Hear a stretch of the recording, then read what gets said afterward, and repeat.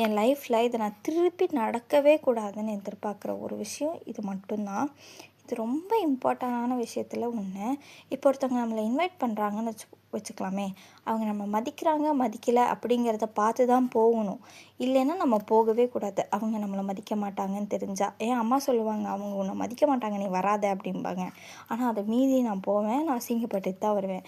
அதே மாதிரி ஒரு இன்சிடென்ட் சொல்கிறேன். போயிட்டோம். என் அம்மாக்கிட்ட அவங்க சொல்கிறாங்க, என் ஃபேமிலியில் இருக்கவங்க எல்லாருமே உட்காந்துருக்காங்க. என் அம்மாக்கிட்ட அவங்க சொல்கிறாங்க, என்ன உன் மாப்பிள்ளை குறவனாட்டம் வந்து உட்காந்துட்ருக்கான் அப்படின்னு.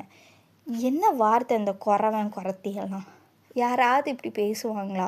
ஆனால் டைம் கிடைக்கும்போது டைம் வரும். கண்டிப்பாக டைம் வரும். நான் கண்டிப்பாக அவங்கக்கிட்ட போய் கேட்பேன். இன்றைக்கி நான் என் நிலைமை சூழ்நிலை சரியில்லாதனால நான் கேட்க முடியாமல் இருக்கேன்.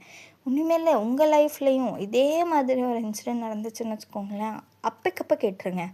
ஏன்னா இவங்கெல்லாம் விட்டுட்டோம் அப்படின்னா திருப்பி திருப்பி பேச மட்டும்தான் செய்வாங்க. பேச மட்டும்தான் தெரியும்.